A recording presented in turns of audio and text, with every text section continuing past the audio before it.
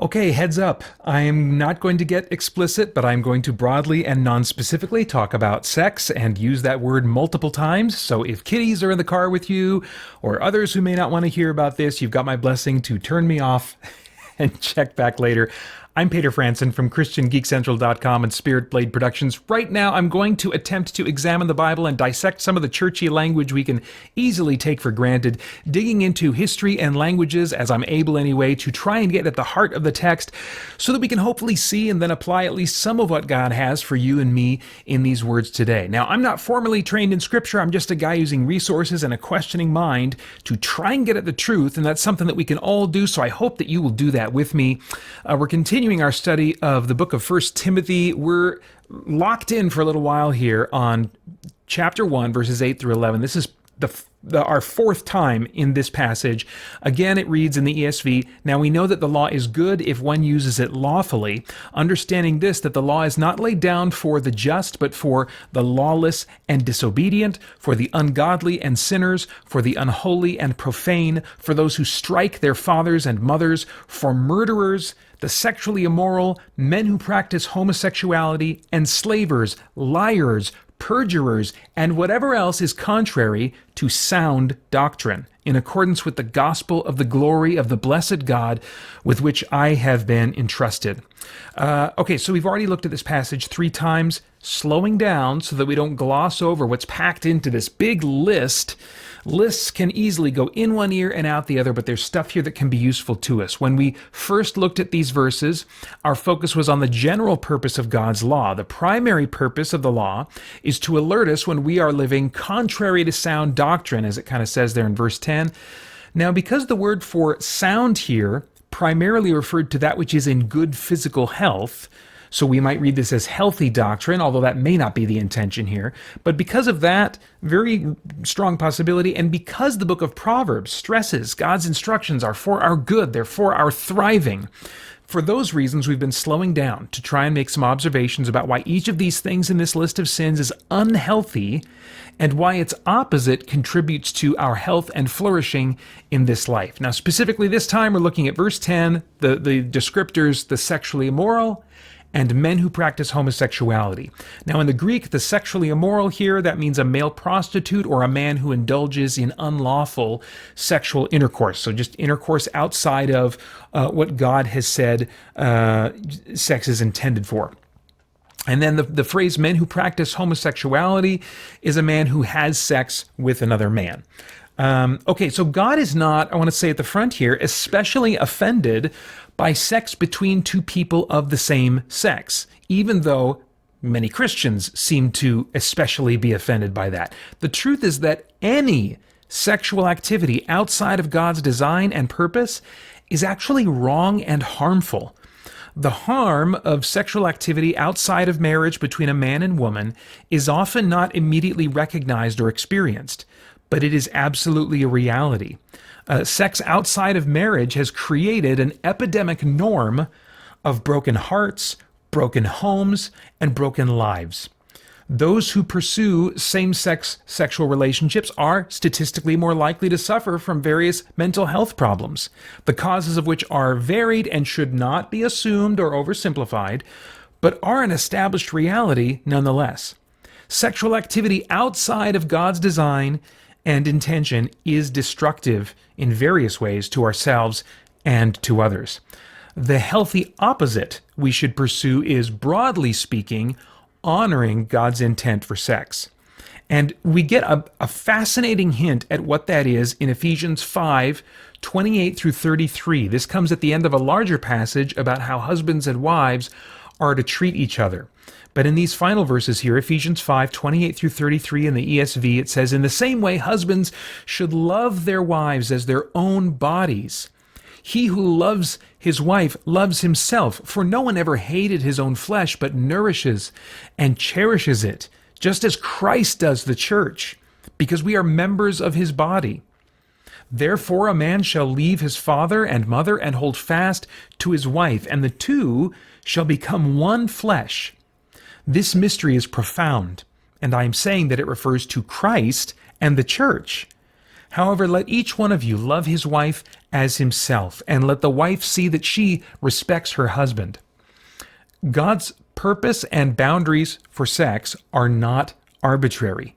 Sex is far more than amusement for consenting adults, and is also more than a mechanism for reproduction.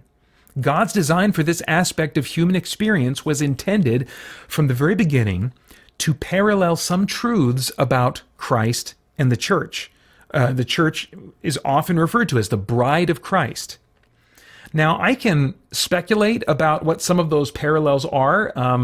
I am not going to do that. It would make all of us blush and may not be appropriate if you have kids in the car or others who may be sensitive to explicit content. So I don't want my content really to be about that. So I'm not going to do that in my content creation. The bottom line is that sex is far more significant and purpose-filled than even we as Christians tend to think of it. And it's certainly infinitely more significant than the world tends to treat it and think of it. So the first and fundamental way I think we honor God's intent for sex is to remember that it represents Christ and the church, and let that idea influence our views of sex rather than presentations of it in entertainment, which can be found everywhere and should be either navigated carefully or abstained from by every Christian, depending on their nature, rather than ever be a source of influence or pleasure for us. Beyond this, how do we honor God's intent for sex instead of abuse his intent? I think that comes in two main forms. One is loving and selfless sexual intercourse between a husband and wife. And the other is God-honoring celibacy, abstaining. Both require effort and discipline, but both also avoid great trouble in life and come with great benefits, both in this life and in eternity. Both are also far more healthy than the alternatives. Studies have shown, for example, that those who are married tend to have sex more often, and that sex is more fulfilling than those in ongoing sexual relationships outside of marriage. However, sex between a husband and wife might still be unhealthy in some ways. It's not automatically going to be healthy just because two people, a man and a woman, are married. There can be selfishness, objectification, indifference, or other attitudes that make it unhealthy. Selfless love and invested relationship must be invested in and continually developed outside of the bedroom for the things inside the bedroom to be healthy and God-honoring.